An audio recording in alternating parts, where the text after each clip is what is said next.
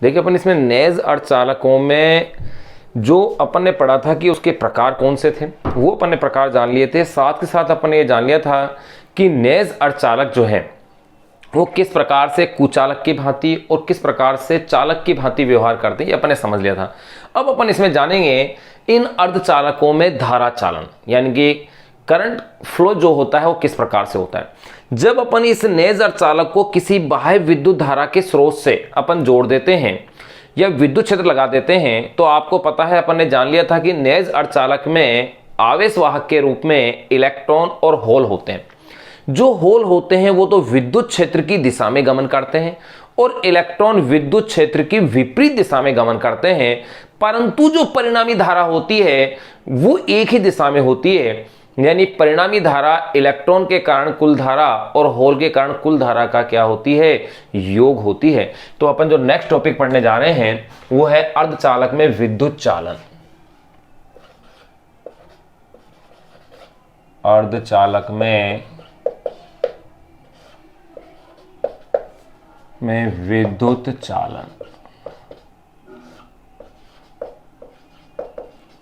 विद्युत चालन या यूं कह सकते हैं कंडक्शन इन सेमीकंडक्टर्स।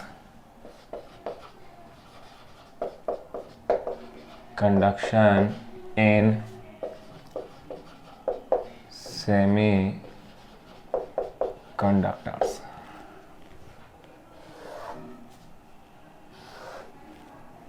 अर्धचालकों में देखिए, अगर मैं कोई अर्धचालक कोई पट्टिका ले लेता हूं, ये कोई अर्धचालक पट्टिका आप ले लीजिए।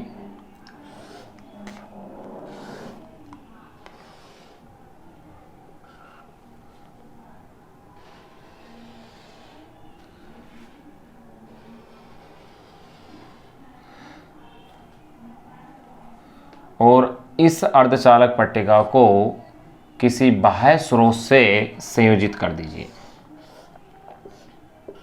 प्लस माइनस, मैंने मान लिया कैपिटल V वोल्ट की है, माइनस और ये कुंजी।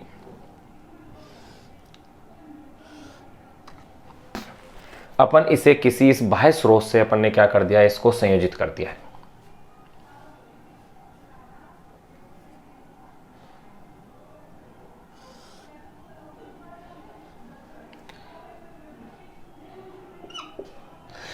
अपन इसे जब किसी बाह्य स्रोत से संयोजित कर देते हैं तो इसमें धारा का चालन होता है। देखो, धारा का प्रवाह इस बैटरी के प्लस से माइनस की ओर होगा।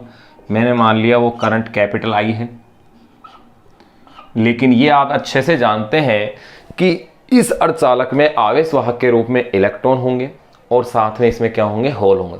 तो जो होल्स होंगे वो तो प्लस से माइनस की ओर, यानी इस दिशा में, यानी उच्च विभव से निम्न विभव की ओर गति करेंगे, लेकिन इलेक्ट्रॉन निम्न विभव से उच्च विभव की ओर क्या करेंगे, गति करेंगे। यानी कि धारा की दिशा अपन यूं कह सकते हैं। पहले बात करें अपन किसमें, इलेक्ट्रॉन की, तो देखिए इसके अंदर जो इलेक्ट्रॉन्स हैं इनका मूवमेंट इस डायरेक्शन में होगा, यानी कि निम्न विभव से उच्च विभव की ओर, लो पोटेंशियल से हाई पोटेंशियल की ओर ये इलेक्ट्रॉन्स गति करेंगे। लेकिन जो होल होंगे वो हाई पोटेंशियल से लो पोटेंशियल की ओर गति करेंगे, ये डायरेक्शन होगी।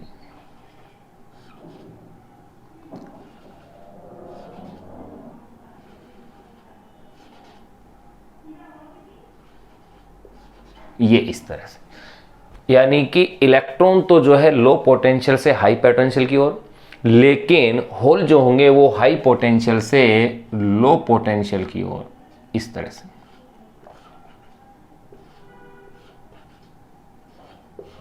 ये आप देख रहे हैं। फिर इलेक्ट्रॉन बना दीजिए,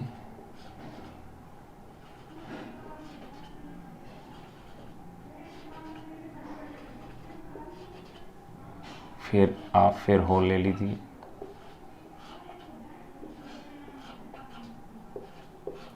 इस तरह से इनका क्या होगा, ये मूवमेंट होगा।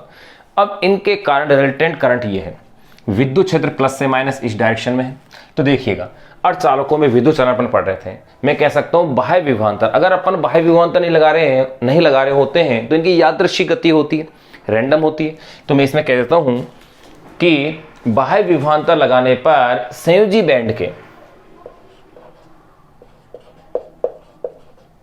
बाह्य विभवांतर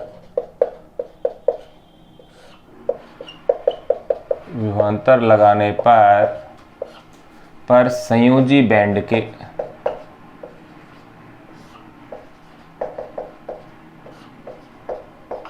बाह्य विभवांतर लगाने पर संयोजी बैंड के कोटर, यानी अपन कह सकते हैं होल के कोटर, या इसे आप कह दीजिए होल, ये किधर गति करते हैं? उच्च विभव से निम्न विभव की ओर गति करते हैं। यह होल उच्च विभव या कह सकते हैं हाई पोटेंशियल से उच्च विभव से निम्न विभव, या इसे आप कह दीजिए लो पोटेंशियल एलपी, उच्च विभव से निम्न विभव की ओर गति करते हैं। उच्च विभव से निम्न विभव की ओर गति करते हैं। एवं चालन बैंड के जो इलेक्ट्रॉन हैं ये उल्टी गति करते हैं, यानी कि निम्न विभव से उच्च विभव की ओर। एवं चालन बैंड, या इसे आप कह दीजिए सीबी के इलेक्ट्रॉन्स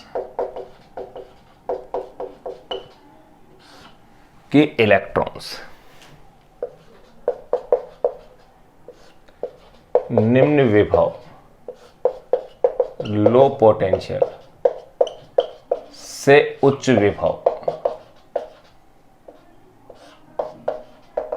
हाई पोटेंशियल की ओर गति करते हैं।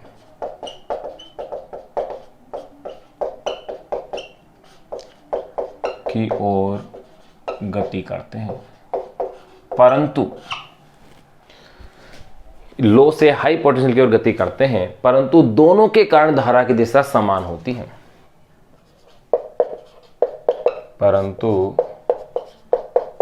दोनों के कारण धारा की दिशा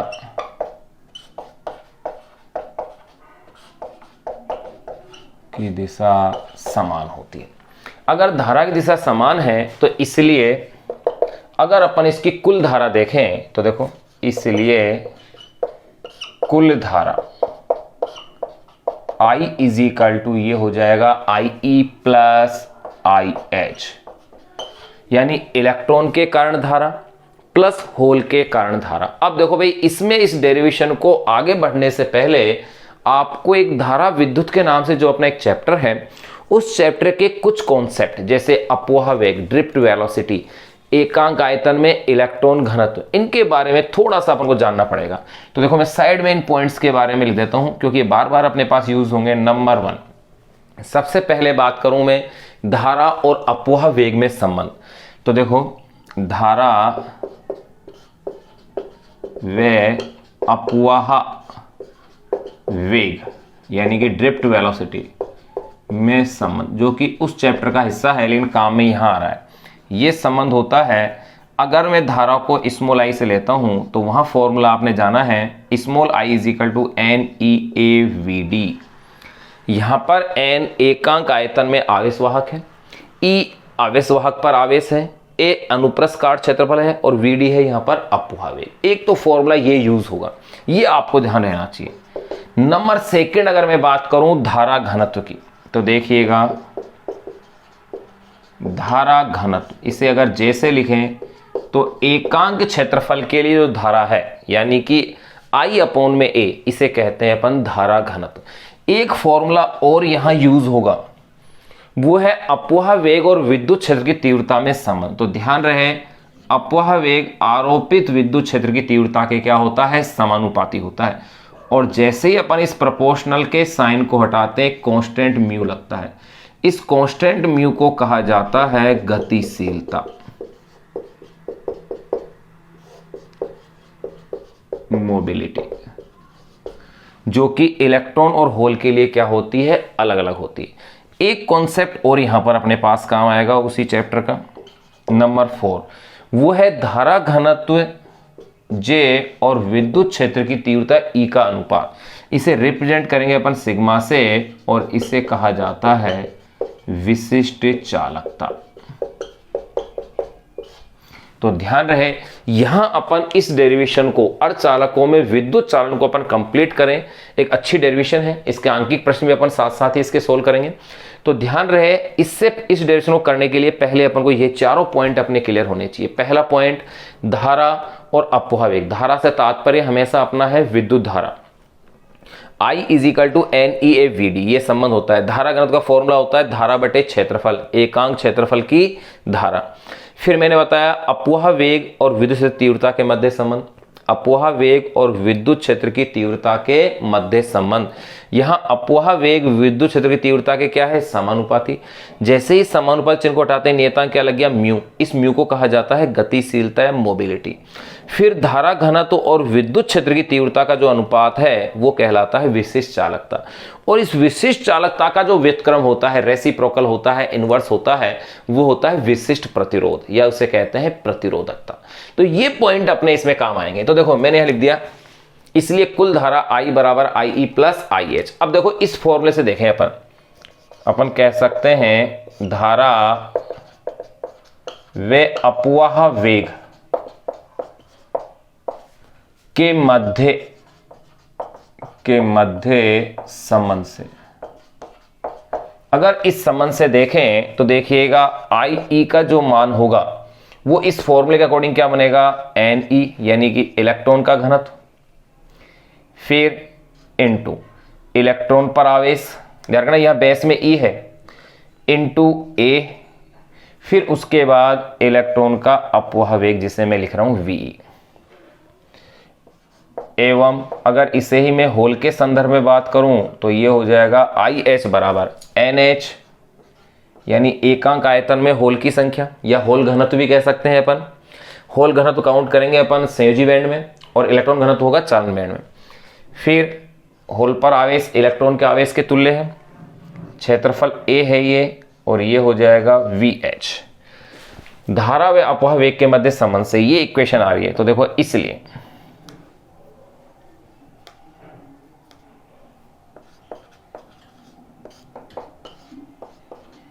समीकरण 1 से, अब अगर अपन समीकरण 1 से देखें तो देखिएगा I इजिकल टू IE का मान क्या रखेंगे आप यहां पर, NEEAVE। ध्यान रखना लिखते वक्त यहां E बेस में है, यहां मल्टीप्लाई में है, प्लस NH इंटू EAVH। ये अपने पास इक्वेशन आ जाएगी। अब इसको अपन आगे के स्टेप्स को देखो सोल्व करते हैं। I इजिकल टू E और A कॉमन आ रहा है तो EA को आप कॉमन ले लीजिए, ये हो गया है NEVE प्लस NHVH।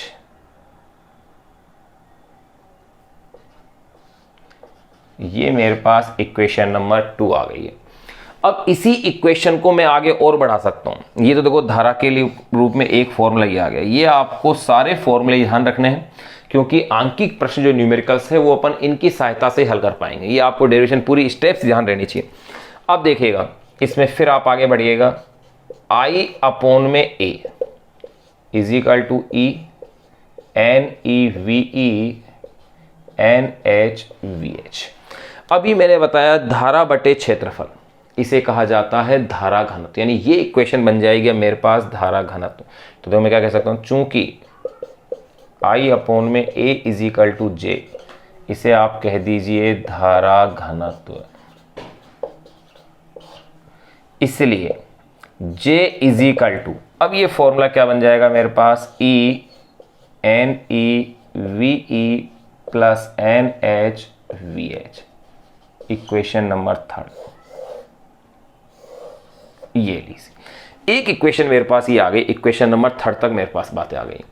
अब मेरे पास अगर धारा घनत्व का ये फॉर्मूला आ गया है, अब देखिएगा मैं इसको थोड़ा सा आगे और बढ़ा सकता हूं। कैसे, अपवाह वेग और गतिशीलता के मध्य, अपवाह वेग और विद्युत क्षेत्र की तीव्रता के मध्य संबंध से। तो एक बार आप इसे यहां तक का इसे एक बार नोट कीजिए, फिर अपन इससे आगे के कॉन्सेप्ट की बात करते हैं। आप इसका स्क्रीनशॉट ले सकते हैं, इसको एज इट ऐसे कैसे आप इसको एक बार नोट कर लीजिए।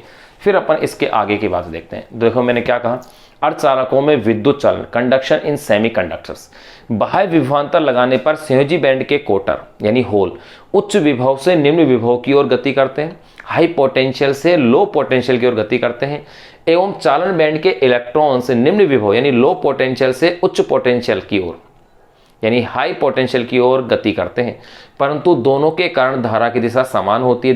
धारा अदिश राशि है तो अपने सीधा योग कर दिया, इसलिए कुल धारा I बराबर IE प्लस IH।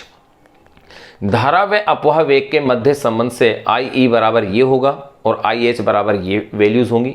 ये वैल्यूज अपन ने इक्वेशन 1 के अंदर क्या कर दी, पुट कर दी।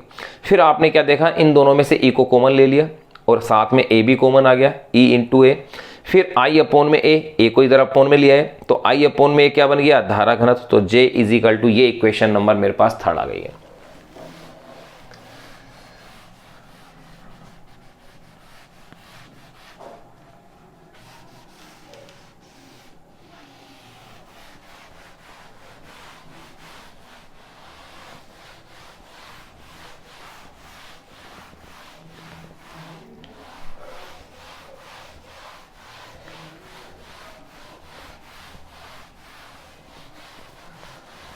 अब देखिए ये जो इक्वेशन नंबर थर्ड आई है, इसमें अपन थोड़ा सा आगे और बढ़ते हैं। अपन क्या जानते हैं कि अपवाह वेग, यहां फिर से लिख सकते हैं, चूंकि अपवाह वेग VD वे विद्युत क्षेत्र E वे विद्युत क्षेत्र की तीव्रता कैपिटल E के मध्य संबंध से। क्या फॉर्मूला था, याद कीजिए, VD is equal to mu capital E, जहां म्यू इज इक्वल टू क्या है, गतिशीलता है आवेश वाहक की, ये संबंध होता है। तो देखो इसलिए अगर मैं इलेक्ट्रॉन और होल दोनों के लिए बात करूं तो देखिएगा, इसलिए VE इलेक्ट्रॉन का अपवाह वेग क्या बन जाएगा, इलेक्ट्रॉन की गतिशीलता, और विद्युत तीव्रता तो सेम समान होगी, VE इज इक्वल टू ये, एवं अगर मैं VH की बात करूं यानी होल के लिए अपवाह वेग की, तो ये हो जाएगा म्यू H कैपिटल E। अतः अब आप ये वैल्यूज पुट कर दीजिए इक्वेशन नंबर थर्ड में। अतः समीकरण 3 से, तो देखिए समीकरण 3 से अगर मैं J इज इक्वल टू देखता हूं तो स्मॉल e तो स्मॉल e है, NE की वैल्यू NE है, लेकिन VE की वैल्यू में क्या पुट करूंगा मैं यहां पर, ये हो जाएगी mu E capital E plus NH mu H capital E। ये एक इक्वेशन मेरे पास फिर आ गई। फिर देखो J इज इक्वल टू, ये स्मॉल e है, कैपिटल E को फिर आपने कॉमन ले लेना है, तो ये हो गई है इक्वेशन NE म्यू E। यहां पर म्यू E है इलेक्ट्रॉन की गतिशीलता और म्यू H है होल की गतिशीलता, प्लस NH म्यू H। यहां तक की इक्वेशन अपने पास आ गई है। धारा घनत्व का एक फॉर्मूला मेरे पास ये और आ गया है, इसको मैं कह सकता हूं इक्वेशन नंबर ये हो गई है 4, क्योंकि इससे पहले ये थर्ड थी।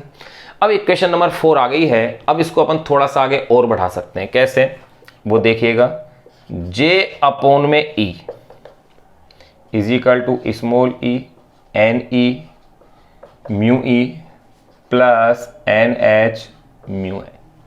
अब ये अपन ने थोड़ी देर पहले लिखा है कि J अपोन में E क्या लिखा जाता है, सिग्मा, जिसे कहते हैं अपन विशिष्ट चालकता।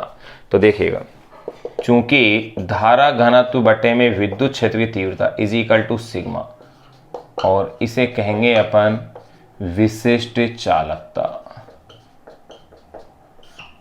इसलिए सिग्मा इज इक्वल टू क्या इक्वेशन हो जाएगी, J अपोन में E is equal to E NE mu E plus NH mu H, equation number 5।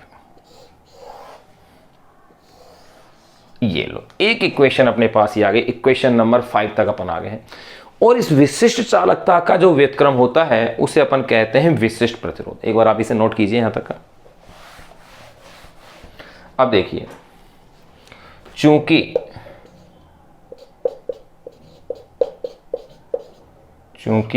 विशिष्ट चालकता का व्युत्क्रम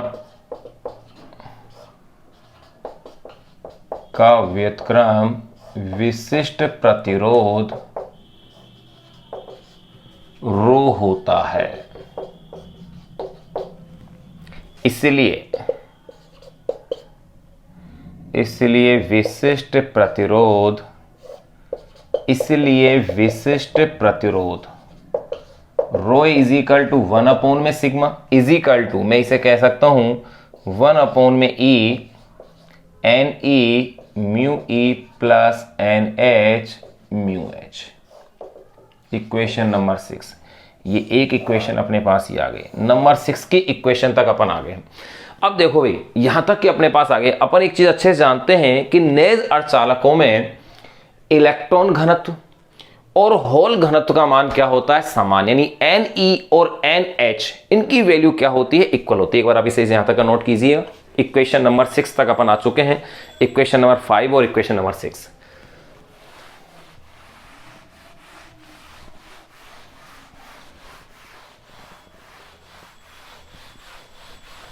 तो देखिए भाई, इससे आगे के स्टेप्स को अपन जानते हैं। अपन क्या जानते हैं, चूंकि नेज अर्धचालकों में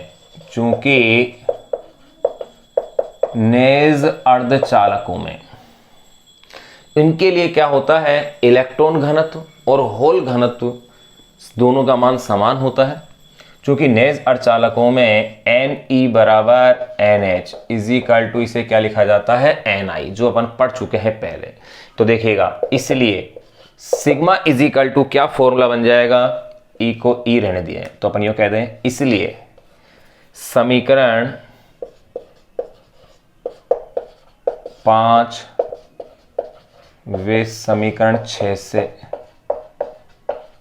क्रमशः, समीकरण 5 और समीकरण 6 से अगर अपन क्रमशः देखें तो देखो, समीकरण 5 से पहले देखिएगा सिग्मा इज इक्वल टू, यह है स्मॉल ई, एन ई, इसको भी मैंने क्या लिख दिया है, एन आई म्यू ई, प्लस इसे भी कर दिया है एन आई, क्योंकि एन एच की वैल्यू भी तो एन आई के इक्वल है, और ये है म्यू एच। यानी कि sigma is equal to, equation हो जाएगी मेरे पास, ई तो पहले से कॉमन के रूप में अपने बाहर लिया हुआ है, फिर साथ में क्या आ जाएगा, ये एन आई को भी बाहर ले लीजिए। तो इक्वेशन क्या रह गई मेरी, mu E plus mu S, और इक्वेशन नंबर ये हो जाएगी 7। ये नेज अर्धचालक के लिए मेरे पास विशिष्ट चालकता का फॉर्मूला बन गया है। फिर मैंने कहा समीकरण 5 और फिर समीकरण 6 से भी देखें, तो देखो समीकरण 6 से रो इज इक्वल टू क्या हो जाएगी, इक्वेशन 1 में ई को ई रहने दिया जाए, एन ई की जगह वही एन आई लिख देंगे अपन, फिर यहां पर mu E plus N H के स्थान पर एन आई आ जाएगा, और ये हो गया है म्यू एच। या इसे आप कह सकते हैं रो इज इक्वल टू 1 में, ई तो कॉमन है, ये एन आई को भी कॉमन ले लेना, तो ये हो गया है mu E plus mu H. ये हो गई है इक्वेशन नंबर 8। समीकरण 7 और समीकरण 8, यानी कि अपने पास विशिष्ट चालकता और विशिष्ट प्रतिरोध की इक्वेशन अपन ने निकाल ली। अब यहां एक इंपॉर्टेंट चीज, 2 पॉइंट है जिनको अपन ये जान लें। देखो, डेरिवेशन तो अपन ने बड़ी इजी डेरिवेशन थी, बड़े सिंपल तरीके से अपन ने इसको सोल्व कर लिया है।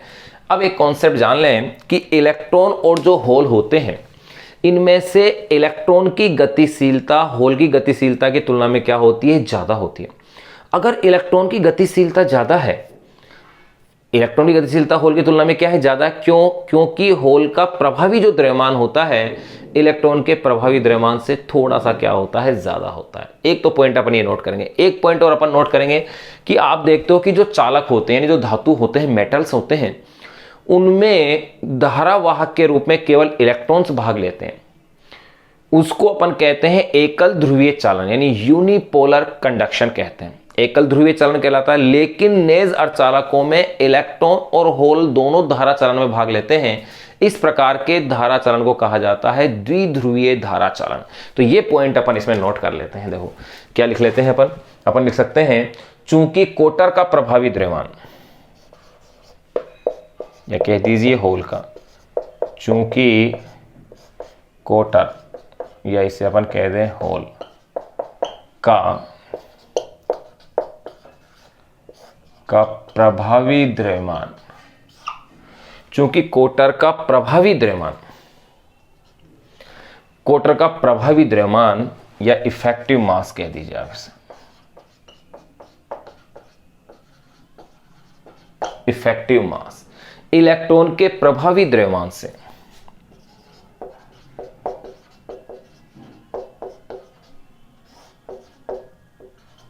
इलेक्ट्रॉन के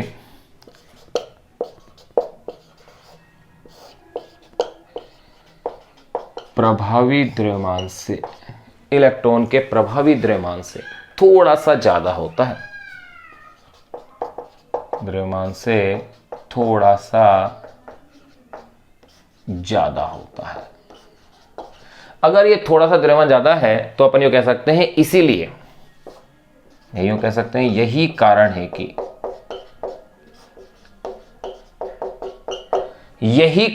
कि होल की गतिशीलता इलेक्ट्रॉन की गतिशीलता से थोड़ी सी कम होती है। यही कारण है कि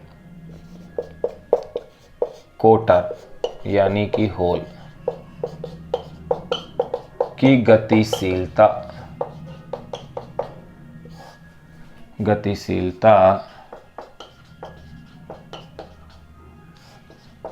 इलेक्ट्रॉन की गतिशीलता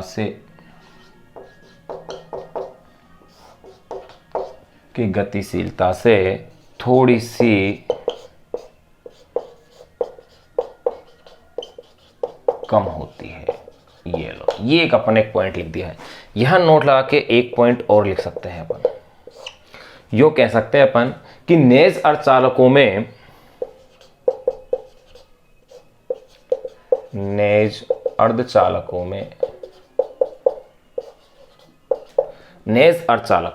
धारा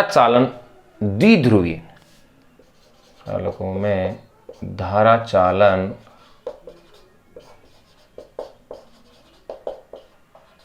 द्विध्रुवीय यानी कि बाइपोलर होता है। नेज अर्धचालकों में धारा चालन द्विध्रुवीय बाइपोलर होता है, अर्थात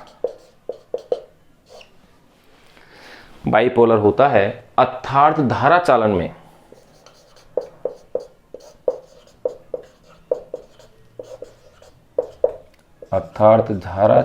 में इलेक्ट्रॉन व होल यानी इलेक्ट्रॉन और कोटर दोनों भाग लेते हैं।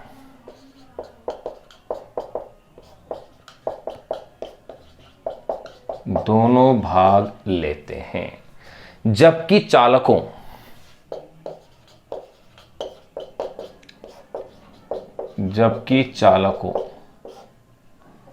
या अपन कह सकते हैं धातु, जबकि चालकों यानी कि धातु में धारा चालन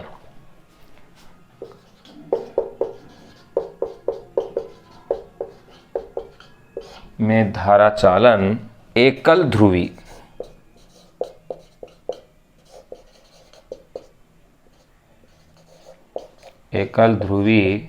यही कह सकते हैं यूनिपोलर एकल ध्रुवी होता है।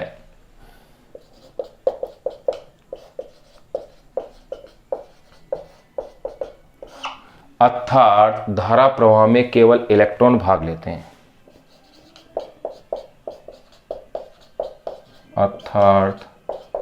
धारा प्रवाह में केवल इलेक्ट्रॉन भाग लेते हैं। तो देखिए यहाँ अपन ने अर्धचालकों या यूँ कह सकते हैं जो सेमीकंडक्टर्स हैं उनमें धारा चलन अपने देख लिया कि जो अर्धचालक होते हैं वो उनमें धारा चलन द्विध्रुवीय होता है, बाइपोलर होता है, जबकि धातुओं के अंदर धारा चलन क्या होता है, एकल ध्रुवीय होता है। ये अपन ने फॉर्मूला जान लिया, एक बार आप इसे नोट कीजिए एज से, फिर अपन इस पर आधारित आंकिक प्रश्नों को सोल्व करते हैं।